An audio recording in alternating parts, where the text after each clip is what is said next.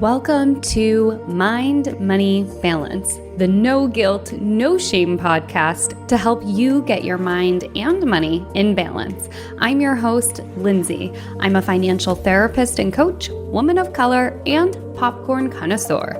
I am so glad you're here. Let's go.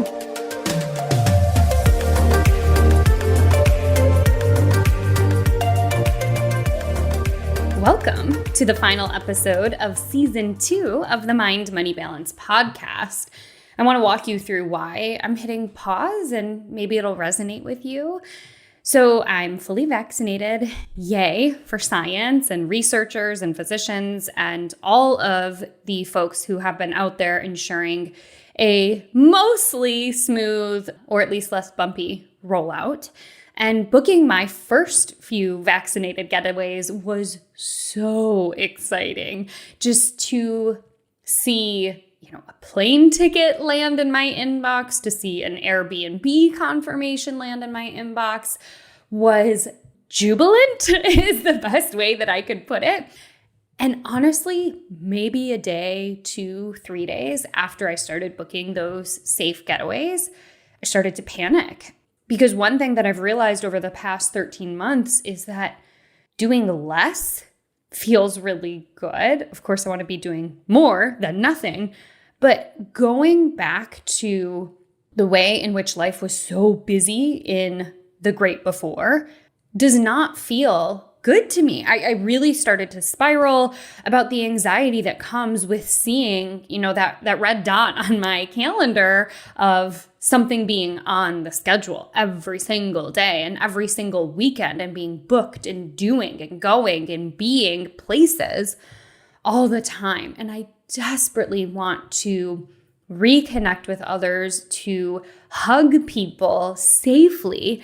And I desperately don't want to go back to being as busy as life in the before. And my partner was very generous in soothing me and providing some reassurance and more or less said, look, Linz, this is a market correction or a rebound effect, I suppose, if you're not as into money as me. Maybe that's why you're here.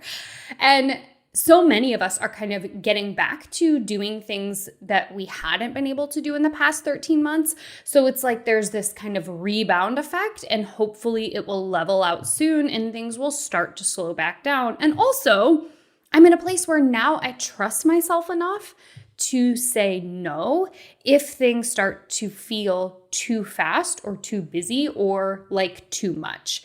And there's power in that, right? Of I'm excited for things that are coming, and I want to ensure that I'm giving myself enough time to rest and practice self-care. So that's why after this interview with Danielle Wayne, and I'll introduce her here in a second, that's why this interview is the last one in this season. I'm going to be hitting the big old pause button on this podcast. I'm going to be hitting pause on Instagram because I was feeling this intensity, especially as an Asian American woman, of constantly sharing the harm that comes from being held up as a model minority and the increase in violence against Asian folks. And, most of us in the US finally experienced that collective sigh of a guilty verdict of Derek Chauvin, who murdered George Floyd. But I think there's also a lot of anxiety because that same week that the guilty verdict happened, there were also more murders of people of color, of Latinx, of Black and Asian folks at the hands of the folks who are supposed to protect us. So it's been like a lot. And I know I'm preaching to the choir. If you are here and you kind of vibe with me, you get where I'm coming from. But all that to say, I felt so much pressure on Instagram to be like, I know what's happening. It is wrong. Here's why it's wrong. And it's also weird to be hitting pause during AAPI month, Asian American Pacific Islander month, which is May, which is right now. And at first I kind of spiraled of like, oh my gosh, I even spiraled about hitting pause, but I know in my body it's time to take a break. That doesn't mean I'm going anywhere. Mind, Money, Balance still exists. My website, it still exists. My emails still exist. If you are not on my email list, that's the best way to stay up to date. because there are a lot of exciting things happening in May. I'll be joining Melanie Lockhart of Dear Debt and the Lola Retreat at her very first Mental Health and Wealth Summit. I'll be speaking at that about financial anxiety and money shame. I'm excited. I'll be joining a friend on her travel hacking podcast, which is a side of me that I haven't talked much about, but I'm very excited to talk about the intersection of mental health and anxiety and travel hacking, because spoiler alert, it exists.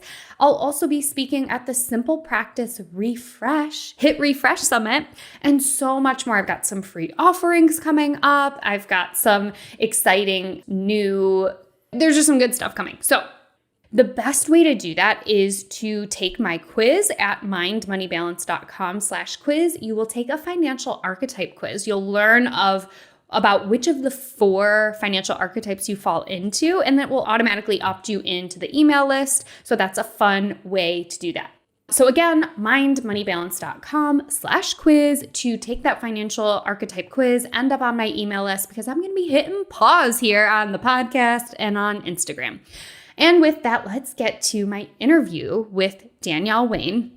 Danielle Wayne is an online therapist who helps high-achieving professionals and recovering perfectionists, that's me, by the way, like doctors, attorneys, and business owners with anxiety. She practices online in Iowa, Idaho, and North Dakota. And in this conversation, we get into acknowledging your financial privilege, noticing what scarcity mindset can manifest as, and being okay, even if it is a little bit uncomfortable, on your money journey, just acknowledging that money stuff is a work in progress. So with that, let's get into my chat with Danielle.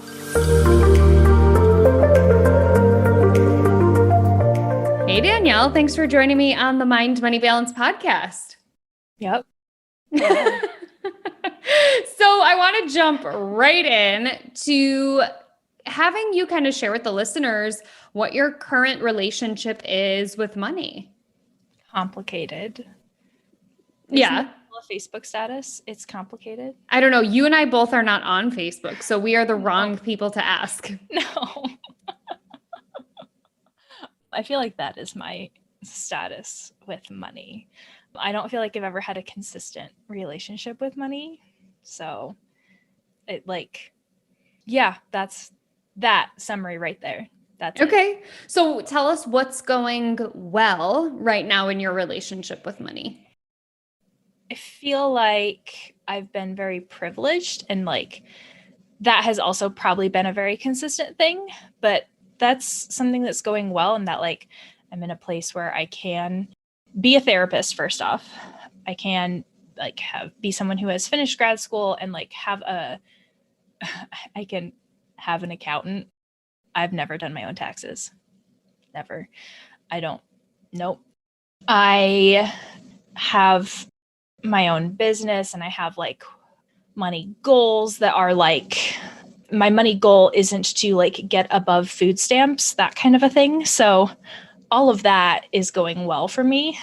So that is something that it's going well, but it's also something that sometimes I feel guilty about because of how it happened, which is sometimes I think a weird thing. Yeah. And we'll get into what got you there. What I heard you say is some pretty tangible things. You're I have an accountant, I have financial goals, I have my own business. Those are all things that are going well. Check, check, check. What about the mindset pieces that are going well in terms of your relationship with money, less the tangibles? I think being at a place where I can recognize when my mindset stuff is coming up and say oh, this is I'm overcompensating or compensating. Pick one.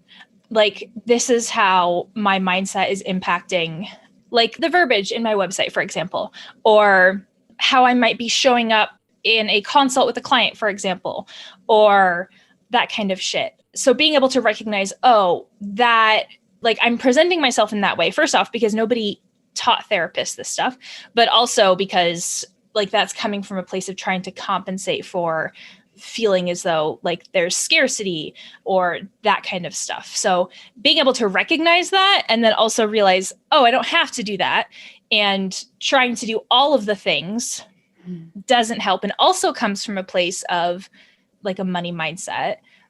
It's a different one, but it doesn't make it any less of one.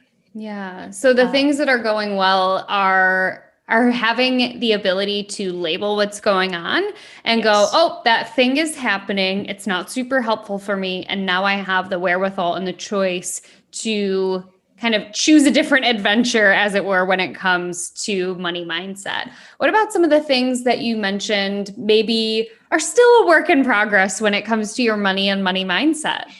I mean, it's all a work in progress. I think that if we look at it as though I just do this one thing and I flip a switch and then I get there, that's not the most helpful. And it's probably the kind of shit that we tell our clients all the time. But then when it comes to us, it's like, oh, wait, that applies as well. So, I mean, it's all a work in progress. I mean, I feel as though not having as much anxiety when looking at my bank account, that's something that is a work in progress. Creating a budget and sticking to a budget is a work in progress. All of that verbiage and trying to not be very black and white. So trying to not plaster something everywhere to compensate for the fact that one client was like, oh, I didn't know that. That's something that is also kind of a work in progress, because sometimes I have in the past, and sometimes probably still do, act from a place of like scarcity and have this frenzied marketing where I'm like, oh, one person said this one thing, and so now I have to plaster it everywhere so everybody doesn't make that same mistake. And I've done that in the past, and I still have people do the exact same thing, and then it's like, oh, well, I don't need to do that. So a lot of my website and like my branding and a lot of stuff with like that business type stuff is a work in progress. A lot of spending for me is a work in progress, because I'm usually okay with everybody else. Like, I'm okay with spending money on the kids. I'm okay with spending money on the partner. And like, that has not been as much of a journey, but spending on money on me, like, heaven forbid, like I have to be the first person to sacrifice. So realizing that the same compassion can be applied to me, that's also one of those journeys as well. Thank you for bringing up that there is no check done. You're all good with your money stuff, and noticing that there are always going to be areas that we're working on. And for you, it sounds like there are three kind of key things. One is the dreaded B word, the budget. Another is giving yourself permission to spend on yourself and not just for others. And then the other sounds like it kind of comes up in business in terms of adhering to financial boundaries and sitting with the maybe reflex to overcompensate for somebody who might have missed something on your website or who didn't adhere to a financial boundary. How are you upholding financial boundaries in your therapy practice? I think this is the first year where I haven't done like over 100 CEUs in a year. So that's a thing. I think I'm only going to do like the minimum, which I'm sure my paycheck will appreciate. But also like, and that of course ties back to this idea of like, oh, am I good enough? Like, let's spend money to like, that's all tied together in one big yarn of whatever. So actually like taking the time to look at, because I'm licensed in way too many states, and actually looking at what is actually required? What have I actually completed? And realizing, oh, I only need 20. I don't need 100. Let's only get 20. That's a novel concept. Let's try doing that this year. And that was like a weird moment where I realized that that's a thing that I could try just once. Yeah. And it goes along with a lot of the work that you have shared with me that you work on your clients with, which is the anxiety that comes from being a millennial and the perfectionism that we've all been fed, that if we do things perfectly, we won't feel uncomfortable. We won't experience imposter syndrome. We will feel good enough, right? And it's so interesting because so many of us as therapists, we go through similar things that our clients go through, and often we have to learn the lessons in parallel with them, or maybe a little bit ahead of them if we're lucky. But to back it up for some folks here who aren't therapists, CEs just mean continuing education. And for us therapists, we have to get X number of them every 2, 3, 4 years, depending on where you are licensed. So what Danielle was talking about was getting way above the amount required for continuing education credits as a way that kind of anxiety and money anxiety was showing up. Yeah. So 100 hours instead of 20 hours. That's kind of a lot. Yeah, definitely. Did you see any other areas where your scarcity mindset was showing up in your business? I mean, that was the biggest one because that's super tangible. Like, you have a spreadsheet. I do because I have way too many states that I'm keeping track of. And so to be able to see that and say, oh, I only have to do this many kind of things. I mean, I'm sure at one point in time, if someone had looked at my website and like hit Control F and actually searched for how many times the words online had shown up, that would have been a big thing. I've dialed that down considerably because I would have people who would reach out to me and say that this is like before COVID. So before online therapy was super normal, and people would say that they loved everything about me. But then as soon as I mentioned that all of my work was online, it was like, oh, but I don't love that. And so I compensated by plastering the word online everywhere. It was everywhere on my Psychology Today. It was everywhere on my website. And now I've really toned that down because I think I've reached this point that if someone really does love the work that I do, they're probably reading it and I don't have to put it a billion times into one sentence. So I guess kind of seeing like if someone had kind of seen like, I guess probably a year ago now, my website a year ago versus now, that probably would have been a huge change in just like diction that I use. I haven't even looked at the exact diction on my website in a while, which again probably shows a huge mindset change by itself. The fact that I'm not checking it that often. So things like that, I think, are how it shows up. I do check my bank account quite often, though. Your business bank account or personal bank account? I hardly check my personal bank account. Fascinating. I check my business bank account a lot, though. Okay. What are you Probably looking for? That I have enough money. Got it. Okay. Yeah.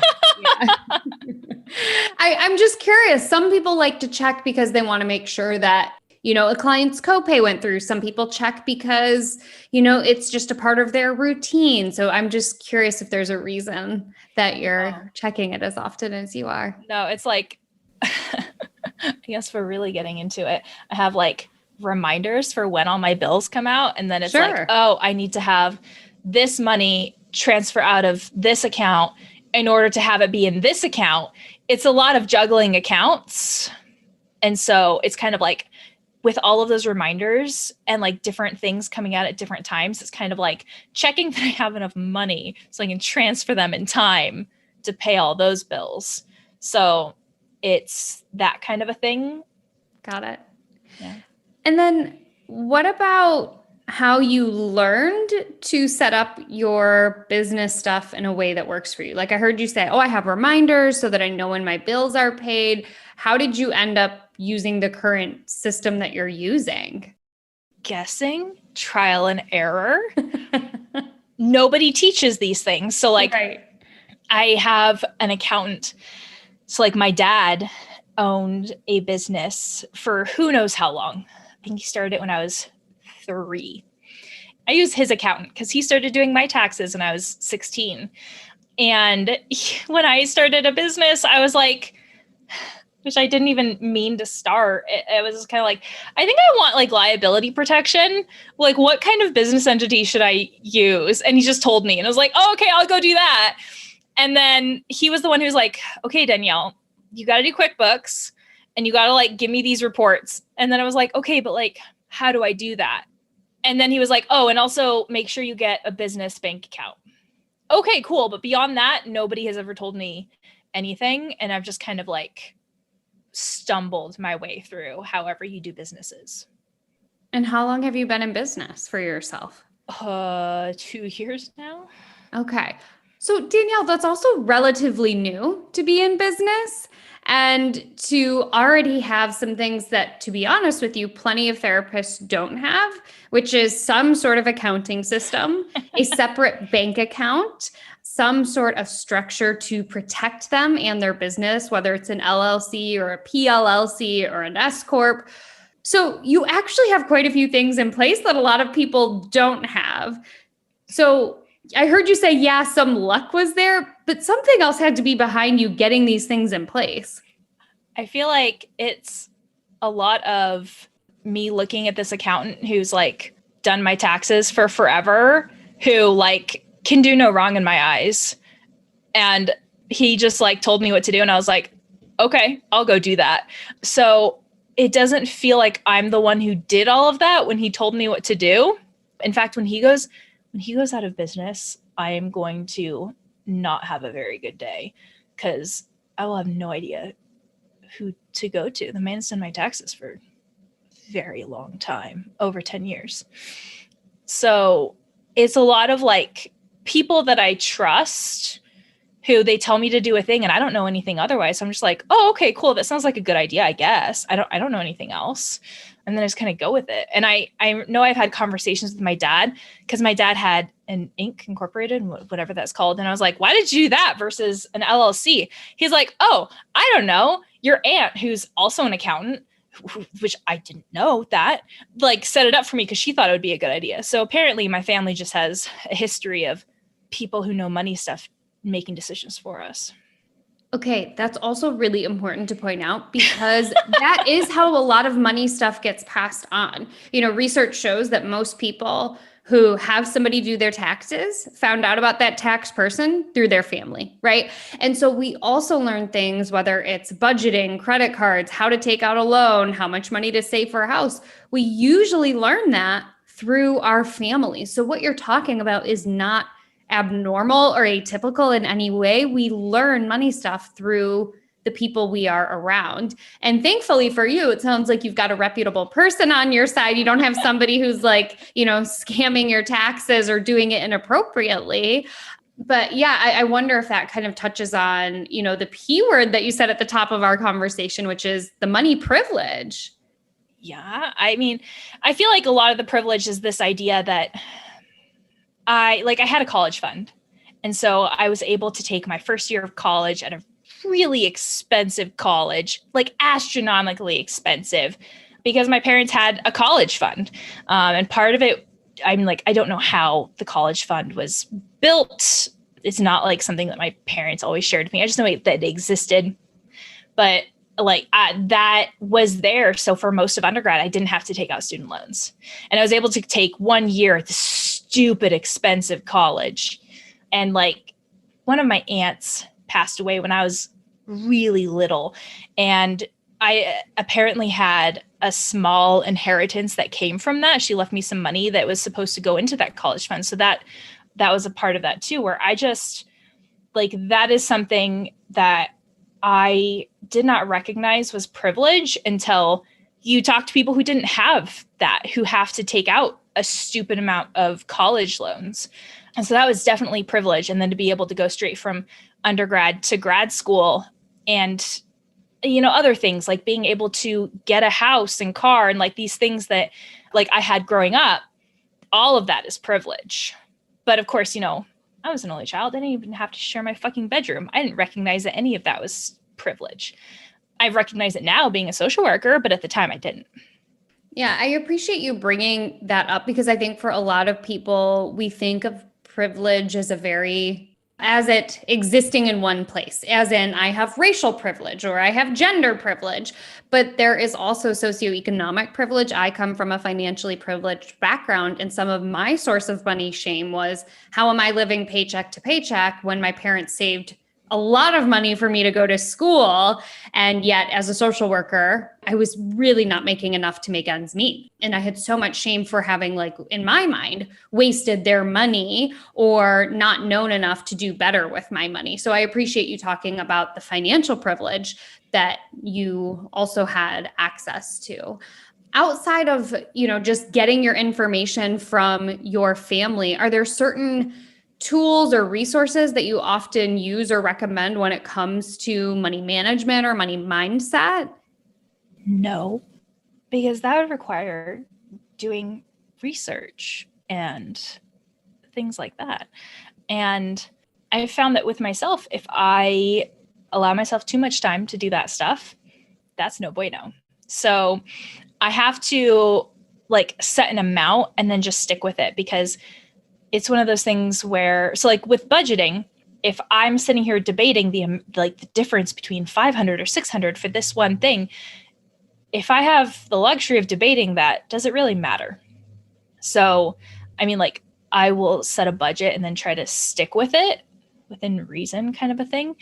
And like, if I'm looking for something, like if I'm going to open up a new credit card, I might Google and see if there are any commonalities between a few top articles. But if there's no commonalities, I am not going to spend who knows how much of my life researching all of that kind of stuff. So I don't think about money or do money stuff or books or any of that shenanigans, which maybe I should, but I don't.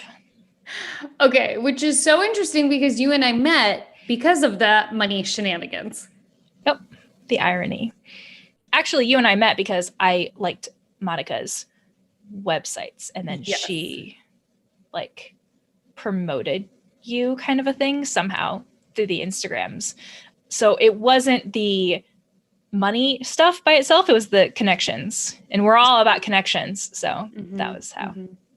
I don't go seeking out money stuff.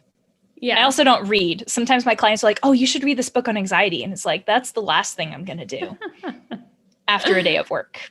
One thing that you have shared with me in the past was that how talking about this money shenanigans actually showed up in your practice, in that you are able to talk about money with your clients in ways that maybe you either A, hadn't before, or B, didn't realize was abnormal. Can you say a little bit more about how money shows up when you talk to your clients? Yeah. I mean, from my perspective, I have less resistance about saying, let's have these conversations about money, instead of it being something where I feel like I just kind of like slink off into the darkness and avoid all of those conversations. But sometimes it ironically feels like after we talk, like the day after we talk or something like that, a client's like, oh, there's something that I want to talk to you about, but I don't know if we can talk about it. And in my mind, I'm like, well, what the fuck could it be? Like, we've talked about who knows what, right? Like, we've talked about anxiety. We've talked about, with some clients, like we talk about sex and relationships and all this other bullshit. But for some reason, money is more shameful, and they're hesitant to bring that up more than all this other bullshit in their life. And so being willing and able to have some of those conversations about that, it always seems to happen right after we talk. So I'm anticipating something happening tomorrow. Interesting. But isn't that so interesting that your clients are able to talk to you about anxiety, perfectionism, sex, but money is like, hey, Danielle, I have to give you a heads up that I'm going to talk about something really deep and dark. Well, and they ask for permission too. Like, can we talk about this? And like, they give me the room to deny them, which of course I'm not going to do. But they don't with other stuff. With other stuff, it's like, hey, here's this thing that we're going to talk about. And it's like, okay, cool, we're going to talk about that. But with money, I find it interesting that it's like, ooh, can we talk about this? Have you ever asked them why they seek permission? Now I'm just being nosy. No. Yeah, I'm so curious. I assume it's the same reason that, the same money mindset stuff that makes it so my own tendency with money, like talking about a fee, like, oh, let's talk about the money you're going to pay me to have this conversation, makes me want to just like slink into a deep, dark corner and hope that it works itself out and I don't have to have that conversation. I mean, all anxiety has this tendency to cause avoidance. Yeah. And it's so interesting listening to you say that, because I know you're kind of saying that in jest, but I think a lot of therapists get stuck on this idea that we are charging for the 50 minutes or hour that we're spending with the client. But we are also charging for our years and years of expertise. We're also charging for our knowledge, for our, professional maintenance of all of our credentials. Like, we're charging the for 100 so hours. much more. Yeah, the 100 hours a year or whatever it is. I mean, we're also charging for all of that. Not to mention, we're holding space for their mental health. So I just wanted to point that out for anybody who's listening and is like, oh yeah, I am charging per hour. It's like, you're not charging per hour. It feels like that, but you're really charging for so much more. Who do you like to work with, speaking of your practice? I like to work with anxious professional millennials who are struggling with perfectionism, who probably would really hate to mess up that word just like I did. That's who I like working with. Yeah. And you practice in quite a few states. Where do you practice? Idaho, Iowa, and North Dakota. Yeah. Why that population? Anxious millennial professionals. I've just noticed that that's who I tend to work well with when thinking about, because when you start off as a therapist, our field is just kind of like work with everybody because that's what good social workers do. Mm-hmm. But then when thinking about what I really wanted to do with my practice, and I reflected on the clients that I work well with, those are the people that I just tend to work well with. They tend to work well with me. And if I look forward to my day, then I feel like the meetings that I have tend to go better and everybody all around has a better experience, which is kind of the goal. Yeah. And I think that's exactly it, is when we as therapists can show up excited to see our clients and fully rested. And then when we kind of clock out for the day, we can turn it off. We do better therapeutic work. When we see anyone and everyone, we're exhausted, we're on the road to burnout, and we're not doing good work. No. And sometimes it does a disservice. Like there are some struggles where really, if I worked with someone who struggled with those things, I know that I would be doing them a disservice. Right. And I'll tell people that because I'm maybe sometimes too honest, but I would much rather have somebody work with someone who's going to help them more than work with someone where it's like, you are a warm body. That's not helpful. Just because I exist doesn't mean I'm going to help everybody. Right, right. And I appreciate you saying that. Like, just because we can doesn't mean we should. And in very few fields would they say like, oh, you don't specialize in that? Don't worry about it. Just see them anyway. Like if there was an OB-GYN and they were like, oh, hey, we've got somebody with a broken arm. Can you set it? They're not going to say like, oh yeah, just go for it. Can you do surgery? Remove this guy's cancer? Can you do brain surgery? Right. No, that's a hard no. But for some reason in our field, we're expected to be intense generalists for everything, which makes not a lot of sense. Yeah. Because we're the givers. Mm-hmm. Yeah. Which comes with a lot of baggage, right? Yeah. So where can folks find you if they want to learn more about you and your work?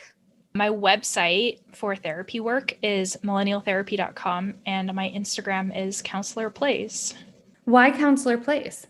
Because I am being super vulnerable and branching out into the world of YouTube and doing Let's Plays for video games and discussing more of the mental health as it comes up in video games, because we don't talk about that. Okay. Can you say a little bit more about that? I'm very curious. So horror games, for example, it is so common to have like the psychiatric hospital be a setting for the horror game. How does that impact somebody who then actually may need to be in that setting, like in the real world? Yeah.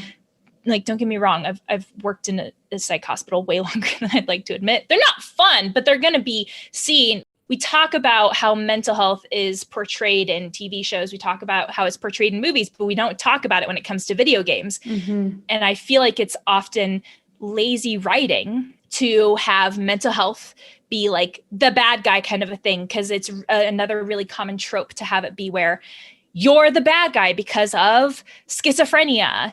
And also to have just like bad writing in the sense of, I was watching one the other day where it's like, this person's schizophrenia caused depression. And I was screaming at my TV going, that's not how schizophrenia works. So yeah, I get a little passionate about it because it really irritates me. But mental health is not portrayed in a positive way, in especially like horror games, but in general, video games. I appreciate your take on that, because I think there are so many think pieces and ideas about the way that mental health shows up in TV shows or on social media, but there isn't a ton of dialogue on how it shows up in video games. So I'm sure that your voice is very welcome there and much needed. I think so, but yeah. I also think I'm hilarious and entertaining, even if I'm not on YouTube. So. Well, thank you, Danielle, for coming on today. Are there any other thoughts you want to leave the listeners with when it comes to money and money mindset? I don't think so. Okay. I mean, it doesn't always have to be it's complicated and but Yeah. And if you are a little gaggy about it, there are resources available out there, is what I will say as well. Awesome. Thanks so much, Danielle. All right, so let's get into the takeaways from my chat with Danielle Wayne. So, first, she said that, look, money is complicated. There is no one time in your relationship with money where you just check a box and everything is done. It's a work in progress. And we've heard this theme come up again and again this season on the podcast.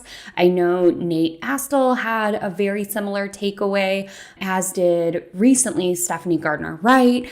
So we have to be really generous with ourselves that things are going to take time. And I'm a huge fan of picking out one thing that you are focusing on in terms of your relationship with money and getting really comfortable with it before moving on to another kind of area in your financial life.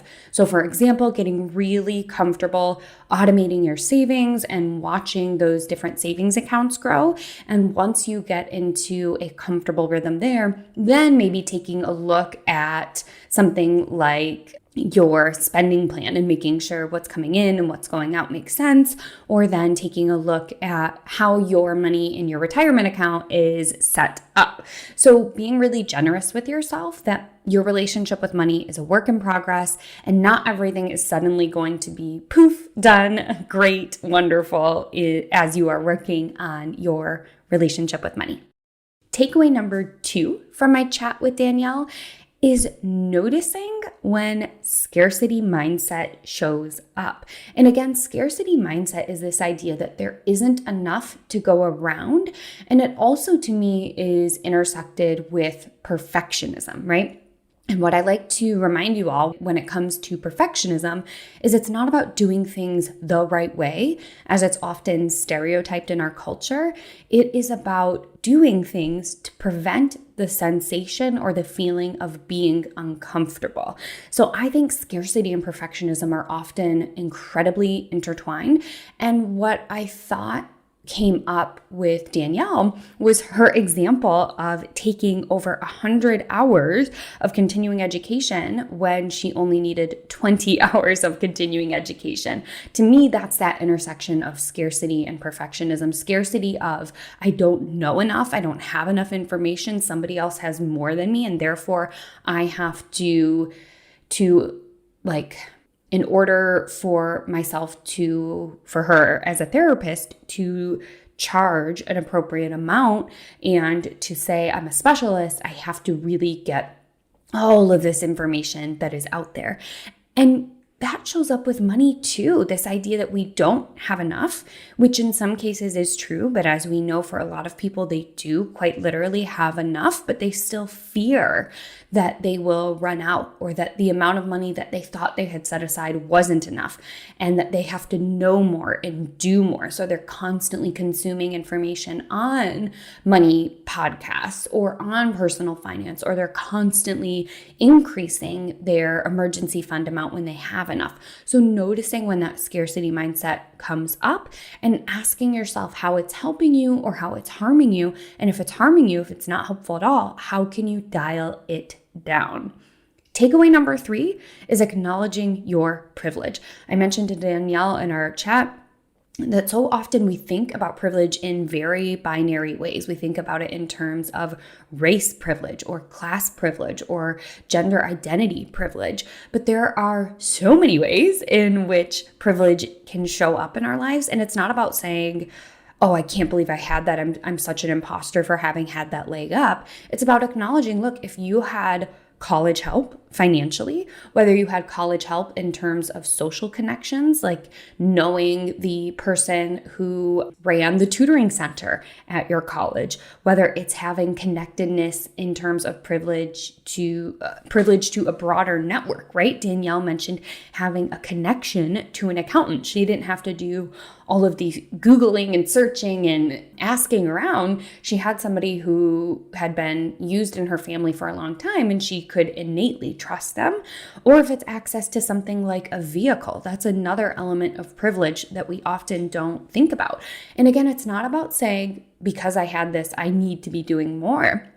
It's about saying that is a way that I had a leg up, and how can I use that privilege to better my life and also better the lives of those around me. So if you do have access to college without the burden of student loans, how can you use that information and use that access to better the lives of those around you? And it doesn't mean that you have to be a martyr. You guys know that I'm not about that life, because it's only going to burn you down. But can you give back in terms of potentially a donation to your alma mater? Or maybe you can give back in terms of time, maybe volunteering your time in said tutoring center. So just acknowledging that privilege as a part of our intersectionality, knowing that we all hold space in marginalized identities and in privileged identities, and just acknowledging that both of those things can be true and that that is okay. Okay, so those are the takeaways. Money is a work in progress, acknowledging when scarcity mindset shows up, and also noticing your privilege in its many forms. And again, I am hitting pause on this podcast as we enter AAPI Heritage Month. That's Asian American Pacific Islander Heritage Month and Mental Health Awareness Month. I was really spiraling about hitting pause right now as I hold space in both of those places as a biracial Filipino American and as a person who talks about mental health for a living and has also experienced and continues to experience struggles with my own mental health. Both of those things are really important to me. And so instead of spiraling like, oh my gosh, I have to be on because I am AAPI and because I do talk about mental health and my relationship with my own brain, but I think one thing to acknowledge is like sometimes hitting pause is a way to practice good mental health care. Sometimes hitting pause is a good way to say like, I don't have to be the spokesperson for biracial or mixed Asian folks, right? That isn't my job and my job alone. So if you are also feeling the pressure to show up as a mental health advocate, if you are feeling the pressure to show up as an Asian American this month, it's also Jewish American Heritage Month. If you are feeling the pressure to show up as like a representative for the Jewish people, give yourself permission to take a step back, right? A lot of the time, these awareness months are great in that they provide visibility, but it also means a lot of labor is being done by the folks who inhabit those different intersectionalities, right? If we think back to February, which was Black History Month in the United States, oftentimes a lot of the labor goes on Black people to show up and talk about their experience, which is like, it's an unintended consequence, right? Again, things can be good and bad. They don't have to be binary. They don't have to be black and white. So if you inhabit any of those identities of May, Mental Health Awareness Month, Asian American Pacific Islander Heritage Month, Jewish American Heritage Month, also give yourself permission to take a step back and be like, look, I don't have to be the spokesperson for this month. And P.S., if anybody is asking you as a person who inhabits any of those identities to show up and speak about this, make sure you're getting compensated. You knew I had to throw that out there, right? It is like such a slap in the face when organizations, institutions, systems ask us, folks who are in these spaces, to talk about our experience or lend our labor or our knowledge to the betterment of other people and not compensate us for it. So if they are really, truly trying to inhabit or embody being fully inclusive, they had better pay you. Because asking an Asian, Jewish, or person struggling with mental health issues to perform and to teach and to lend knowledge without paying them for it is performative. And with that, I'm going to step off of my soapbox. As I hit pause on this podcast, there are a few episodes that are favorites here that if you haven't listened to, I will link them in the show notes. They are Overcoming Scarcity Mindset with another Danielle, with Danielle Bailey, Financial Anxiety with Dr. Devin Price. They wrote a book on laziness, and I highly recommend checking them out and checking out their work, but definitely listen to that podcast episode on financial anxiety and how it showed up in their life. And then an oldie but a goodie from season 1 is how to have an abundance mindset without spiritual bypassing. So again, all of those will be linked in the show notes. And in order to stay in touch with me while I'm on this podcast hiatus, while I'm on an Instagram hiatus, make sure you are on my email list. The best way to do that is to go to mindmoneybalance.com/quiz. That's where you'll take a financial archetype quiz to learn more about your relationship with money, and you'll be opted into my email list so you don't miss out on anything happening this month. There is so much goodness happening, and to give my mental health a little break, like I said, I'm hitting pause here and on Instagram. But I would still love to see you in your inbox. My business is not going anywhere. So with that, instead of me signing off by saying I'll see you next week, I will see you when I return. Take good care. Neither the host or guests are rendering legal, accounting, clinical, medical, or other professional information. If you want professional help, please seek it out.